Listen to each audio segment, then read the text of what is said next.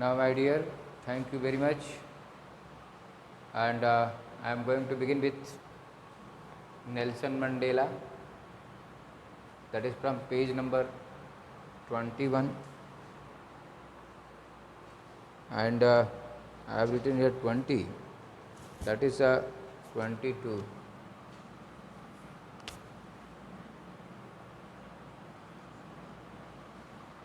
Page number 21 and 22. I am going to teach you. Here you see that Nelson Mandela is standing where? Where has he been standing? Now he is standing in the amphitheater at the podium, addressing the mob. Some foreign dignitaries have arrived, and also the people of his nation, South Africa. He has been narrating, he has been giving one by one conditions, whatever he has faced during his lifetime, as well as he has been now reminding the historical importance and the historical people also, that those have led their lives in the freedom and liberty of South Africa. Now here, once more please come to me, that I have written the hard words meaning. Better you to note it down, time and again, time to time, माने समय समय से. Stand up का मतलब यहाँ है face boldly, किसी भी चीज़ को बड़े ही बोल्ड अंदाज में फेस करना. नाउ ग्रीमेस्ट, ग्रिम से ग्रीमेस्ट है, सुपरलेटिव डिग्री है. Grim, grimmer, grimmest. तो ये ग्रीमेस्ट है. वेरी हार्ड और difficult. Glimmer, this is the ray of light. Obligations, now here duties, mobilise हैं, ऑब्लिगेशंस हैं. नाउ हियर ह्यूमन, ह्यूमन का मतलब तो मानव होता है, but here according to the lesson, here generous, उदारता की बात की जाएगी.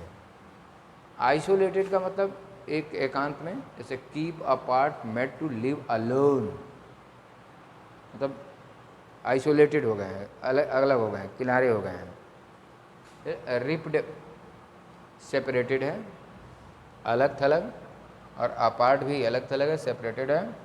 ट्वीलाइट, जैसे कि ट्वीलाइट तो आप जानते ही होंगे कि द इवनिंग एंड मॉर्निंग ट्वीलाइट, तो डिम लाइट होता है, तो सेमी डार्क या डिम लाइट कह सकते हैं. फिर रिबेलियन, जो आपने हिस्ट्री में काफ़ी पढ़ा होगा, विद्रोही कहते हैं. ओपन ओपोजिशन, ओपोजिशन जो है यानी खिलाफत, खुल के खिलाफत करना, वो रिबेलियन कहलाते हैं, वो सामने आते हैं. ठीक है. रोस्ट, रोस्ट का मतलब बेक या भूनने से है. ठीक है. मिलिस, मेल, मिलिस, मिलिस का मतलब कॉर्न, अनाज होता है. और अबाइड बाई, यानी कोई भी रूल अबाइड किया जाता है, जैसे आप स्कूल के रूल को अबाइड करते हैं, यानी कि फॉलो करते हैं. Abide by, followed by. Now let us come to the chapter once more. As it is from these comrades in the struggle that I learned the meaning of courage. Now here Nelson Mandela has been giving the idea about courage, now what it is. Now time and again I have seen men and women risk and give their lives for an idea. तो क्या दिए? For an idea, कि हमेशा वो risk लेते रहे, हाँ, कुछ आइडिया देने के लिए. टाइम एंड अगेन, समय समय से. आई हैव सीन मैन, तमाम लोगों का इन्होंने देखा है, इसलिए a women risk and give their lives for an idea, एक आइडिया के लिए अपने जीवन को त्याग दिए, बर्बाद कर दिए, यानी कि सेक्रीफाइस कर दिए. They have sacrificed for than idea. What was the idea? Idea for liberation. ठीक है. I have seen man stand up to attacks and torture without breaking, showing a strength and resilience that defies the imagination. अब देखिए यहाँ कह रहा है कि I have seen men stand up to attacks, who faced boldly to attack from the European attacks and torture. They have been tortured without breaking, माने without breaking the torturing condition, they stood up against the European. European के खिलाफ वो खड़े हुए, लेकिन उन्हें torture का भय नहीं था, तो करेज था, टार्चर का भय नहीं था. शोइंग अ स्ट्रेंथ, अब वो क्या strength means power, they were showing the power and resilience that defies. अब रेसिलियंस क्या है? Ability to deal with any kind of hardship and recover from its effect. They were not fearful from any difficult condition और situation. They were not fearful, they were fearless, and they have very forcefully faced all kinds of torturing done by Europeans to them. European के द्वारा जितना भी टार्चरिंग किया जाता था उसको वो फेस करते थे बिना भय के, बिना दिक्कत के. वो परेशानियों की का डर नहीं करते थे. They will torture them, they will trouble them, they will harsh them. ठीक है. Now there imagine I learn that courage. अब देखिए इन्होंने करेज का डेफिनेशन क्या दिया है. This is very important point to underline. अब इस लाइन को आप अंडरलाइन कर लीजिए. I learn that courage was not the absence of fear. वो कहते हैं what is courage? Courage is not the absence of fear, like a fear. अगर हम एब्सेंस ऑफ फियर करते हैं, हमारे पास भय की कमी है या हम उसे छोड़ देते हैं, तो इसे करेज नहीं कहते. तो then what is courage? But the triumph over it. It का इस डिफरेंस क्या है? It symbolizes courage. इट का यहाँ मतलब क्या है? करेज से है. It here symbolizes courage. Now that they we should get triumph. Triumph का मतलब है विक्ट्री. विक्ट्री ट्रम्प है. That getting triumph over fear is known as courage.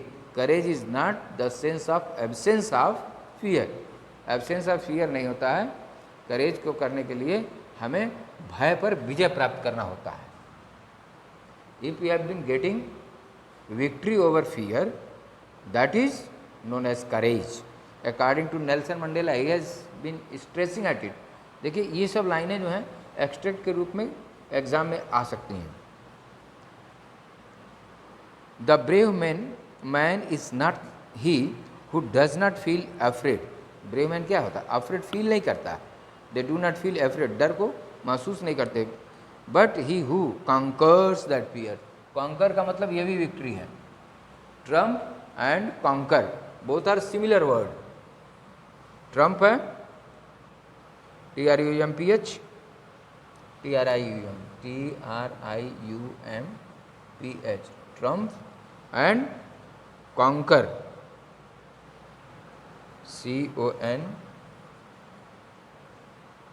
CONQUERS, conquers. ये दोनों का मतलब विक्ट्री से है. ठीक है. Now no one is born hating another person. अब देखिए वो हेट के ऊपर स्टेटमेंट दे रहे हैं. Hate and love. He has been giving points on these two. Hate क्या है और लव क्या है. हेट कैसे अराइज होता है और लव कैसे अराइज होता है. देखिए तो person because of colour of his skin. No one is born hating another person because of the color and of his skin or his background or his religion. Hate cannot be done like this, that it cannot focus over color, skin, background and religion. Color हो गया, skin हो गया, background and religion. color आप किस क्या है? color of skin, color of skin एक point हो गया, इससे लोग नफरत वाली बात नहीं होती है। हैं? Colour, background, background of the person. इसके अलावा रिलीजन। तो लोग इस पर शुरू से जब पैदा होते हैं तो लोग इस पैदाइशी के आधार पर इनके माध्यम से दे do not hate, they do not hate. इसकी वजह से लोग नफरत नहीं करते हैं। क्या? अब देखिए, people must learn to hate. जब वो पैदा हो जाते हैं, बड़े हो जाते हैं, सिंसियर हो जाते हैं, तब नफरत करना वो सीखते हैं। They learn to hate. अब आगे उसी में कहते हैं, पॉजिटिव बात करते हैं क्या? If they can learn to hate, no doubt at all they can learn to love. यानी कि अगर ये मोटिवेशन है, this is the motivation of Nelson Mandela and therefore he is very great personality, he was very great personality, कि हम नफ़रत करना सीखते हैं। तो यदि हम नफ़रत करना सीखते हैं तो we can learn the way to love. तो लव करना भी हम सीख सकते हैं। क्यों? For love comes more naturally to the human heart than its opposite. तो love can come more naturally in comparison to hate. मतलब लव हम नेचुरली कर सकते हैं, नेचुरली ये हमारे दिमाग में आ जाता है। हम प्यार करना नेचुरल होता है और हेट करना हम सीखते हैं। तो फिर हम प्यार करना भी सीख सकते हैं। Even in the grimmest time, grimmest time, in the grimmest, very hard and difficult time in prison. अगर हम प्रिजन में रहते हैं तो हमारे पास क्या होता है? डिफिकल्ट टाइम होता है। When we are in the prison, when we are in the jail, we face difficult condition और very hard condition during that time. क्यों भाई? Why? Because Nelson Mandela has been stating his own experience while he was in the jail. जब वो jail में थे उस वक्त खुद वो इन्होंने लव को महसूस किया। He has felt love while he was in the prison. Therefore, he has been sharing his own experience to the audience, to the spectators. मतलब दर्शक दीर्घा को वो अपनी बात बता रहे हैं कि अगर हमारे दिमाग में इस तरह की चीज़ें आ सकती हैं तो शायद आपके भी दिमाग में ये चीज़ें आ सकती हैं। क्या? When my comrades, मतलब कॉमरेड्स का मतलब होता है फ्रेंड्स, ठीक है? Comrades, friends, and I were pushed to our limits, मतलब to our limits, pushed to our limits, to our limits।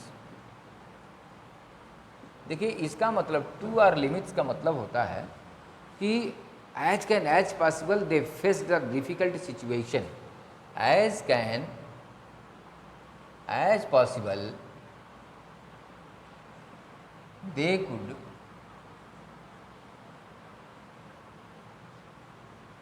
bear the torture,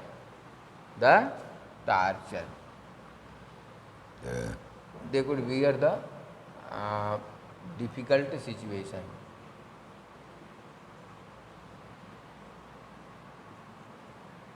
यानी कि प्रिजन में रहते हुए उनको बहुत ज़्यादा यातनाएं दी गई हैं। नेल्सन मंडेला खुद अपनी बात कह रहे हैं और साथ साथ अपने दोस्तों, यानी कि जो उनके साथ साथ जेल में बंद हुए थे, उन लोगों को एकदम लास्ट डिग्री, अंतिम स्तर तक उन्हें यातनाएं दी गई थी। तो अंतिम स्तर तक जब यातनाएं दी गई थी, जहाँ तक संभव हो पाया यूरोपियन उनको टार्चर कर रहे थे, ठीक है? तो I would see a glimmer, तो मैंने क्या देखा? ग्लीमर देखा, रे ऑफ लाइट देखा, ठीक है? ऑफ ह्यूमैनिटी, किसका? तो ह्यूमैनिटी का, मानवता का। I have seen the glimmer of light of humanity in one of the guards. जो प्रिजन में ड्यूटी कर रहे थे, संतरी थे, पुलिस थे, जो सिपाही थे, जब उनको यातनाएं दे रहे थे तो उसमें से कुछ एक सिपाहियों को उन्होंने देखा कि वास्तव में उनके अंदर, जब ये अंतिम स्तर तक का पनिशमेंट दे रहे थे, तो उनके अंदर ये चीज़ देखने को मिली कि दे वर लविंग से perhaps just for a second, उस जस्ट फॉर अ सेकेंड एक उदाहरण दे रहे हैं कि थोड़े ही समय के लिए ही क्यों नहीं, लेकिन मैंने उसके दिल में एक प्रेम देखा। जब हमको यातनाएं दी जा रही थी, एकदम अंतिम डिग्री तक की यातनाएं दी जा रही थी, ऐसे समय में गार्ड यानी कि जो सिपाही था, उसके चेहरे से, उसके बॉडी से ये रिफ्लेक्ट हो रहा था कि वो दया रख रहा है हम लोगों के प्रति, ठीक है, प्रेम रख रहा है हम लोगों के प्रति।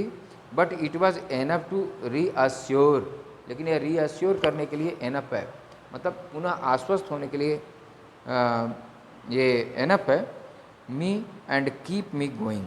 तो हम यातना सह रहे थे, तो यातना सहते सहते में हम सहने की क्षमता हमारे विकसित हुआ, क्योंकि मैंने यह भी देखा कि कोई न कोई मानव मनुष्य के अंदर ये दिल में कुछ दर्द हो रहा है, कुछ भावनाएं आ रही हैं, हमारे प्रति कुछ सहानुभूति दिख रहा है।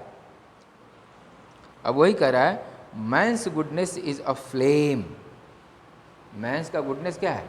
फ्लेम है, एक प्रकार का लाइट है, एक प्रकार का प्रकाश है, दैट कैन बी हिडन, जो छिप सकता है। जैसे उसमें गार्ड ने शो नहीं किया कि हम तुम्हें प्रेम कर रहे हैं, यातनाएं देते समय उसने ये नहीं उसको शो किया कि हम तुमको प्रेम करते हैं, हम नहीं चाहते हैं कि तुम्हारी दुर्दशा हो, तुम्हारी परेशानी और बढ़े जेल में। लेकिन ये कह रहा है कि इट कैन बी हिडन, उसको छिपा सकता है, लेकिन एक्सटिंग्विश नहीं कर सकता, पुट ऑफ नहीं कर सकता, बुझा नहीं सकता। He can not put it off, he can not extinguish. Now my dear, thus I have completed the second part, and I would like to go continuously for the third part, and the oral comprehension check will be allotted to you to work as the first and the second, and in the end of the chapter I will discuss, I will give you the answer of these oral comprehension check. But let me complete the chapter. The third point I am going to talk about you, that is in life every man has a twin obligation. अब वो कहता है कि जीवन में हर व्यक्ति लगभग दो तरह के ऑब्लिगेशंस यानी ड्यूटीज़ करता है। हाँ, व्यक्ति अपने जीवन में दो तरह की ड्यूटीज़ करता है, ऑब्लिगेशंस हैं। अब क्या है obligation? Obligation to his family, अपने परिवार के प्रति ड्यूटी करता है, अपने पेरेंट्स के प्रति ड्यूटी करता है, अपने वाइफ और चिल्ड्रन के प्रति ड्यूटी करता है, and he has an obligation to his people, his community, अपने लोगों के लिए भी वो ड्यूटी करता है।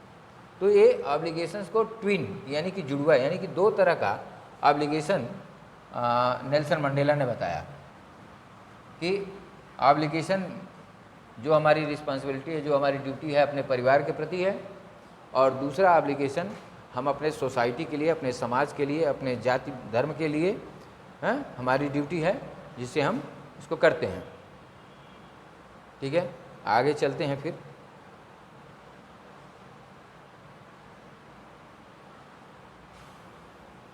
देखते हैं। तो we have been doing twin obligations, दो तरह की हमारे पास ड्यूटी है। एक ड्यूटी परिवार के लिए है, रिश्तेदार के लिए है, अपने भाई बंधु के लिए है, अपने बच्चे के लिए है, अपनी औरत के लिए है, और दूसरी ऑब्लिगेशंस हमारी है, दूसरी ड्यूटी हमारी है हम अपने कम्युनिटी के प्रति, हम अपने समुदाय के प्रति, हम अपने लोगों के प्रति। In a civil and human society, in civil and human society, each man is able to fulfill those obligations according to his own inclination and ability. Inclination यानी कि interest, तो कोई भी व्यक्ति, each and everyone can do such duties for the society. किससे करता है? According to his inclination, कि मतलब सोसाइटी के प्रति वो कितना झुका हुआ है, how much is he inclined to society, how much interest has he for the society, and how much able is he for the society to do obligations, to fulfil obligations. Obligations को पूरा करने के लिए, duties को पूरा करने के लिए ये दो चीज़ों पर डिपेंड करता है। क्या है? इंक्लिनेशन, इंक्लिनेशन का मतलब जो है इंटरेस्ट, यानी डीप इंटरेस्ट होता है, उसका झुकाव, जैसे कि इसको झुकाव किसी व्यक्ति का, उसके प्रति क्या झुकाव है, क्या इंक्लिनेशन है, क्या इंटरेस्ट है, एक ये, और दूसरा ये कि उसकी एबिलिटी क्या है, योग्यता, क्षमता, दक्षता, ABILITY, एबिलिटी माने उसका सामर्थ्य कितना है, तो वह अपने समाज के प्रति, अपने सोसाइटी के प्रति he is fulfilling his duties. But in a country like South Africa, it was almost impossible for a man of my birth and color to fulfill both of those obligations. लेकिन अब ये कह रहे हैं कि the people of Africa, they were unable to fulfill these two duties. It was almost impossible for a man of my birth and colour, जो हमारे देश में पैदा हुआ, जो हमारे कलर का है, उसके लिए यह बिल्कुल इम्पॉसिबल है, असंभव है, impossible for a man and colour, जो हमारा बर्थ है, हमारा कलर है, हमारा रंग है, रूप है, जो हम ब्लैक हैं, तो इसके लिए fulfil both of those obligation, दोनों ऑब्लिगेशंस को, दोनों ड्यूटीज़ को पूरा करने में दिक्कत है, परेशानी है। क्या? In South Africa, a man of color who attempted to live as a human being was punished and isolated. ये बहुत ही रिमार्केबल बात बोल रहा है कि in South Africa when we were trying to fulfil our obligations, duties को जब हम पूरा करना चाह रहे थे, तो ऐसे समय में we were punished and were isolated, हम पनिश किए जाते थे, हमको यातनाएं दी जाती थी, और आइसोलेटेड यानी कि एक सेपरेट जेल में कहीं किनारे दूर दराज इलाके में हमको बंद कर दिया जाता था, आइसोलेट कर दिया जाता था, अपने समाज, अपने परिवार से हमें काट करके अलग रख दिया जाता था, वहाँ हम अकेले रहते थे। तो it was the problem few days एगो for the south African people, कि वो अपनी जब ऑब्लिगेशंस को पूरा करने की कोशिश करते थे तो उन्हें पनिशमेंट दिया जाता था। कौन देता था? तो यूरोपियन वर गिविंग पनिशमेंट, और white people were giving punishment. Now in South Africa, a man who tried to fulfil his duty to his people was inevitably, मतलब श्योरली, अनअवॉइडेबली, विदाउट अवॉइड किए हुए, बिना अवॉइड किए हुए, inevitably ripped, separate कर दिया जाता था, अलग कर दिया जाता था, from his family and his home, and was forced to leave a life apart, and was forced, उसके ऊपर दबाव दिया जाता था कि वो अलग रहे अपने लोगों से, हैं, apart, a twilight existence of secrecy and rebellion. Twilight existence मतलब अब बहुत हल्का हल्का उसके अंदर भावनाएं रह जाएं, existence of secrecy and rebellion, कि वो रिवेलियन है, वो डायरेक्ट विरोध करता है, ओपन ओपोजिशन में खड़ा होता है, इसलिए इसको किनारे कर देते थे। I did not in the beginning choose to place my people above my family. मैंने सबसे पहले तो मैं बिगनिंग में क्या है कि हम अपने परिवार को महत्व देते हैं, हम पहले सोसाइटी को महत्व नहीं देते हैं, हम पहले अपने फैमिली को महत्व देते हैं। I give first of all importance to our family. I found that I was prevented from fulfilling my obligations as a son, a brother, a father and a husband. तो सबसे पहले अगर हम अपने परिवार के बारे में बात करते हैं, first of all if I have been talking about my families obligations that I have to fulfill the obligations for my families. I was separated first of all, though I have been giving importance to perform my duty for the welfare of my family, but I was separated. जैसे कि व्यक्ति की सबसे पहली प्राथमिकता होती है कि वो अपने परिवार की जिम्मेदारियों को पूरा करे।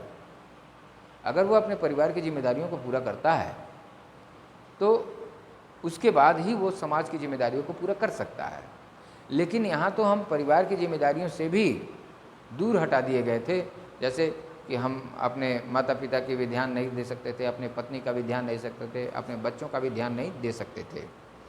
नेक्स्ट पैराग्राफ में है, I was not born with a hunger to be free. जब मैं पैदा हुआ तो I was not hungry to be free. Hungry शुरू में नहीं था, इसका भूखा नहीं था कि हमको फ्री कर दिया जाए, हमारा देश फ्री हो जाए। आई वॉज बॉर्न फ्री, क्योंकि मैं फ्री पैदा ही हुआ। हर व्यक्ति पैदा होता है स्वतंत्र पैदा होता है। फ्री इन एवरी वे, हर मामले में हम स्वतंत्र होते हैं।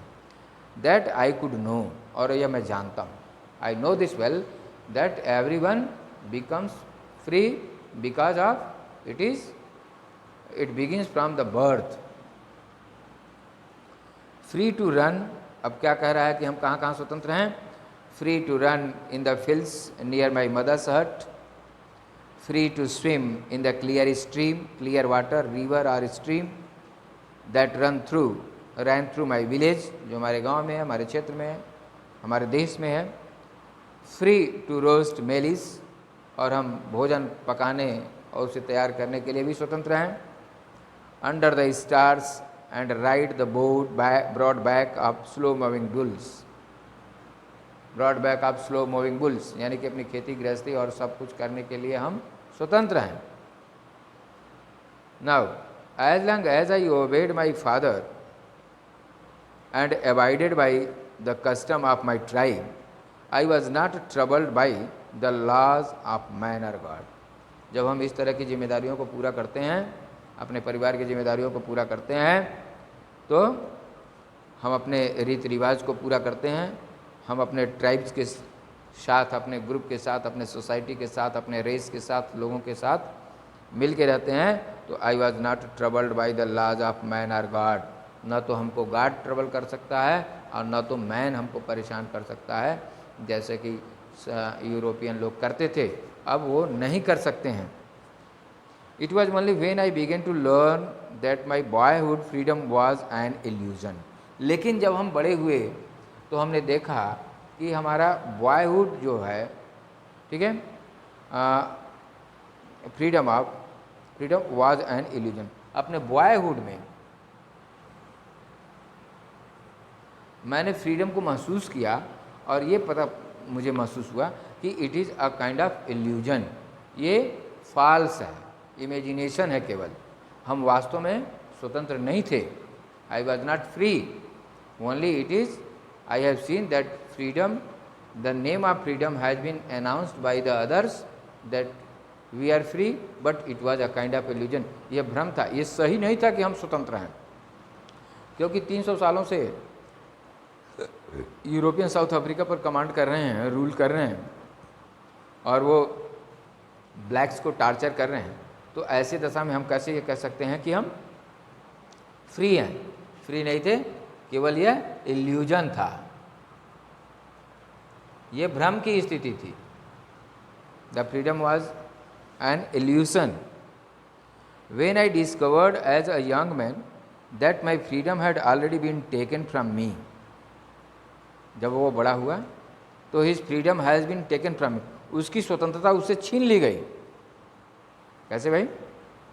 हाँ, freedom that already been taken from me that I began to hunger for it, तब जाकर के मुझे फ्रीडम के प्रति हंगर पैदा हुआ। When I was separated from my freedom, when my freedom has been snatched out, taken out by the European, then the hunger rises in my mind and body for the freedom. तो freedom के प्रति हम भूखे हो गए कि हमको freedom चाहिए ही चाहिए, क्योंकि बचपन में मैं फ्रीडम को नहीं समझ पाता था, और जब मैं थोड़ा सा बड़ा हुआ तो फ्रीडम को समझा तो ये देखा कि ये तो केवल भ्रम की स्थिति है, हम फ्री कहाँ हैं, वी आर नॉट फ्री। तो जब हमारे पास से ये फ्रीडम हमारी ख़त्म कर दी गई तो हमारे अंदर फ्रीडम के प्रति एक आइडिया डेवलप करी, एक भूख पैदा हुई कि हमें फ्रीडम प्राप्त करना चाहिए, and this is the reason that I struggle for the freedom of my country. ठीक है। Now at first as a student, सबसे पहले जैसे कि मैं विद्यार्थी था, I wanted freedom only for myself, तो मैं केवल अपने लिए फ्रीडम चाहता था। द ट्रांजिटरी फ्रीडम्स, जो परमानेंट नहीं है, ट्रांजिटरी है, फॉर शॉर्ट टाइम है, of being able to stay out at night, read what I pleased and go where I choose.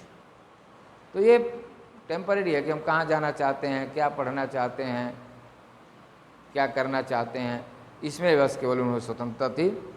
आई यर्न्ड, तो यर्न्ड का मतलब जो है यहाँ, चलिए अभी देखते हैं, एक लाइन छूट गई। नाउ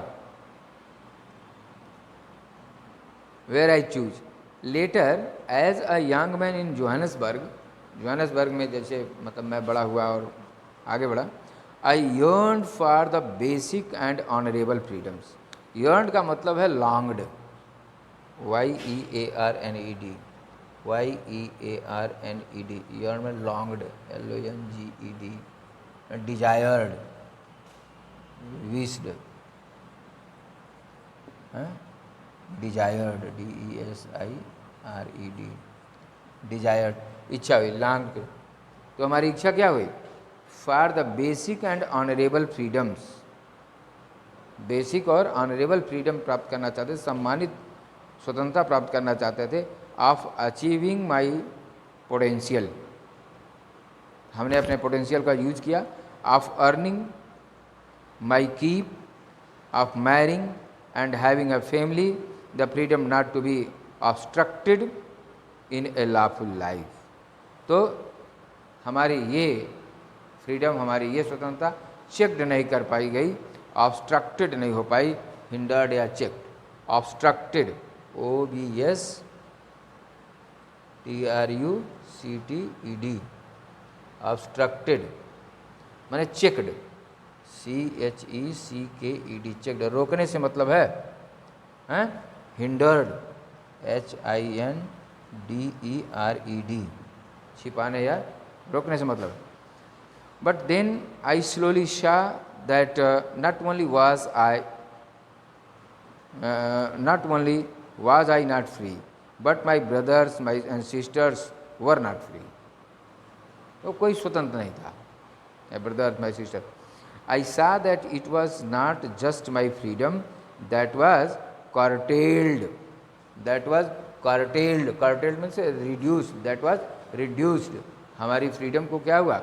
कम कर दिया गया, रिड्यूस्ड कर दिया गया, हाँ, कर्व्ड हो गया, CURBED, कर्व्ड हो गया, रिड्यूस्ड हो गया, REDUCED, रिड्यूस्ड हो गया, कर्व्ड हो गया। इसका मतलब है इसे कर्टेल्ड है, CURTAILED,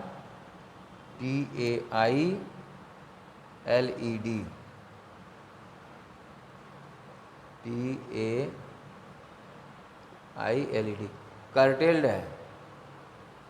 ठीक है। कर्टेल्ड का मतलब क्या हो गया? कर्टेल्ड का मतलब है कर्व्ड या रिड्यूस्ड, कम कर दिया गया। But the freedom of everyone who looked like I did, लेकिन जहाँ तक मैं सोचता हूँ कि everyone likes freedom in same way as I like, जैसे मैं चाहता हूँ। That is when I joined the African National Congress, तो इसी वजह से मैंने अफ्रीकन नेशनल कांग्रेस को ज्वाइन किया, इस पार्टी को ज्वाइन किया। And that is when the hunger for my own freedom became the greater hunger for the freedom of my people. तो जब मैं national Congress, African National Congress ANC, जब मैंने ANC को ज्वाइन किया तो उस वक्त माई hunger for freedom increases for my society, मेरे लोगों के लिए मेरे अंदर स्वतंत्रता की भावना और ज़्यादा जग गई और ज़्यादा बलवती हो गई कि हमें अपने समाज के लिए, अपने लोगों के लिए स्ट्रगल करना चाहिए कि हम फ्री हों। ठीक है। It was this desire for the freedom of my people to live their lives with dignity and self respect. तो वो बाद में फ्रीडम दिया कि my people can live free and enjoy the dignity, reputation and self respect animated my life है। तो वही चीज़ मेरे लाइफ को बहुत ही लिवली बना दिया। Animated my life made lively.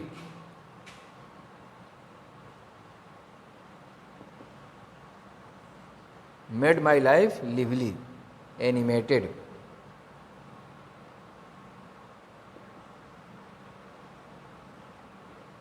Animated कर दिया, लिवली कर दिया। ठीक है।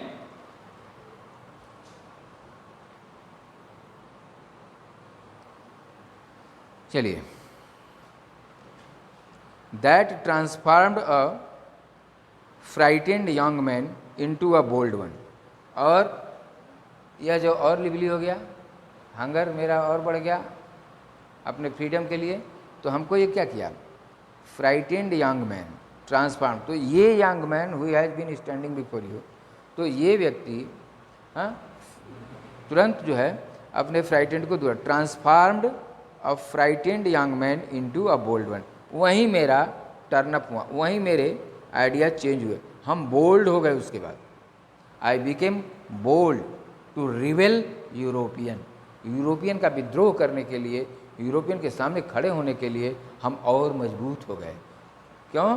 क्योंकि हमारा ये फ्राइटेनिंग सिचुएशन, जो फियरफुल थे, वो कंडीशन बदल गई और अब हम बोल्ड व्यक्ति बन गए। That drove a law abiding attorney. Law abiding, जो कानून को मानते थे, कानून को मानने वाले अटार्नी हैं, going by the law advocate. तो अब हम लॉ एडवोकेट हो गए। To become a criminal that turned a family loving husband into a man without a home. ठीक है, अब विदाउट होम हो गए क्योंकि अब हम लोगों के बारे में चिंतित हो गए, लोगों का ध्यान देने लगे। That forced a life loving man to live like a monk. अब हम मांग की तरह हो गए, सन्यासी की तरह। मांग, सेंट, हर्मिट, साधु सन्यासी की तरह हो गए कि लोगों का उद्धार करने के लिए, लोगों को स्वतंत्रता देने के लिए मैंने कोशिश करने लगा। I am no more virtuous of self sacrificing than the next man.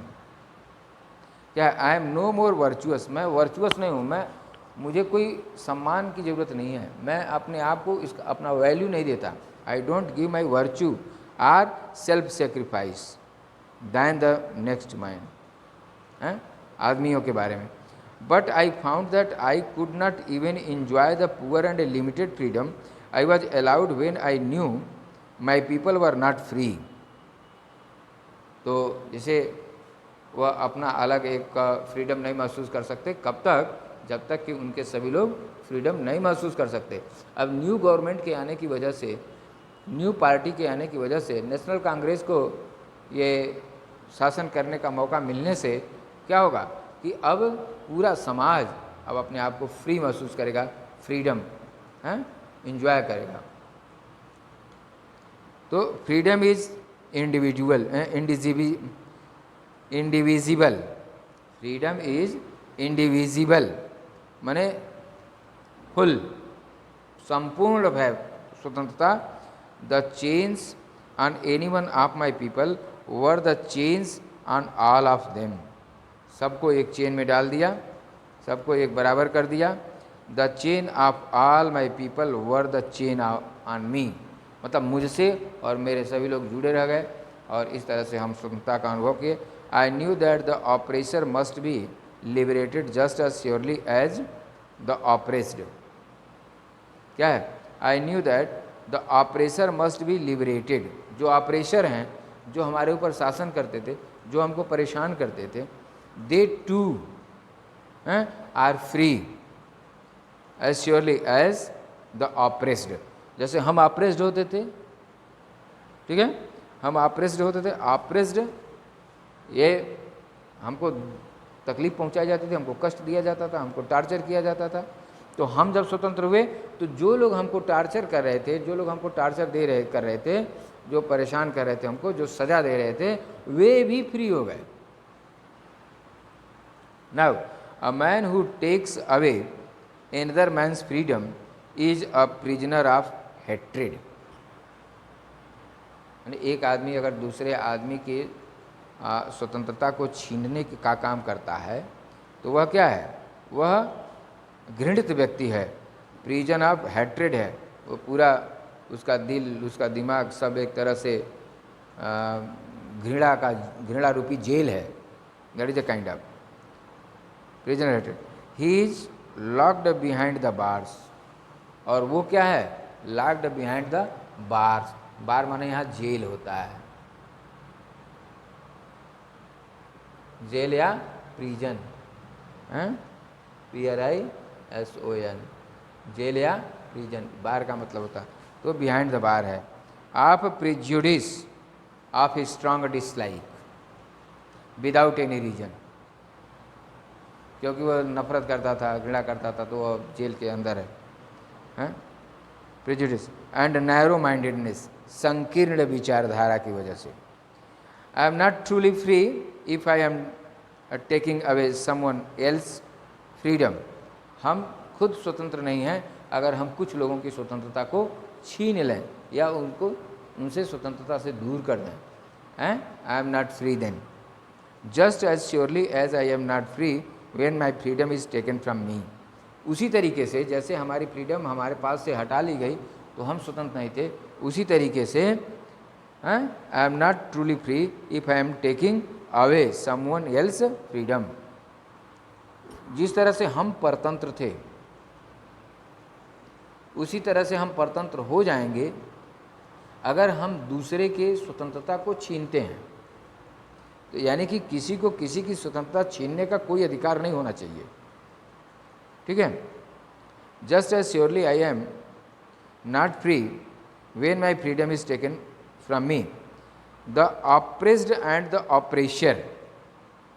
Oppressed यानी कि जो व्यक्ति कष्ट पा रहा है, दोज आर सफरिंग, और जो उस सफ़र का जिम्मेदार व्यक्ति है, जो उसे कष्ट देने का जिम्मेदार है, वो ऑप्रेशर है। Alike are robbed of their humanity. तो ये एक तरह से दोनों के पास से उसकी ह्यूमैनिटी यानी मानवता लगभग समाप्त हो जाती है। तो now my dears, I have completed the chapter and in my next video I will work with you for the oral comprehension, but here I have been assigning to you assignment.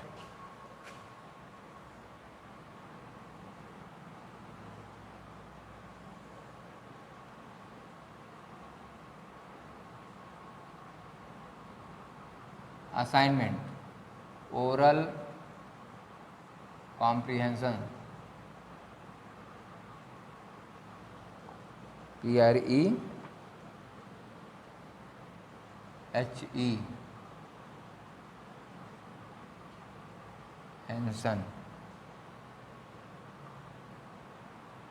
Oral comprehension. तो oral comprehension किसका किसका है? Page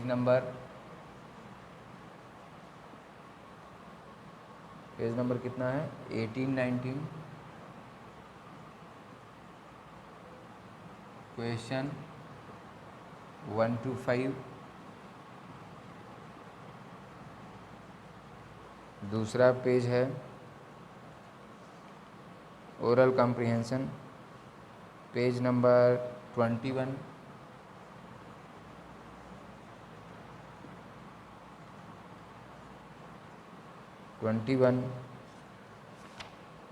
और page number 24।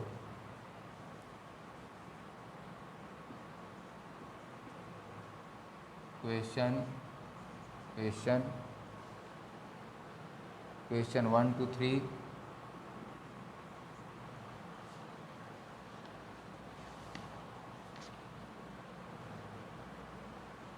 question 1 to 5. Yes, my dear, this is the assignment for you. Please note it down, and in my next video I will come with the solution of all these questions as well as some other parts of your exercise. Now, thank you very much. Have a good day. Nice to you.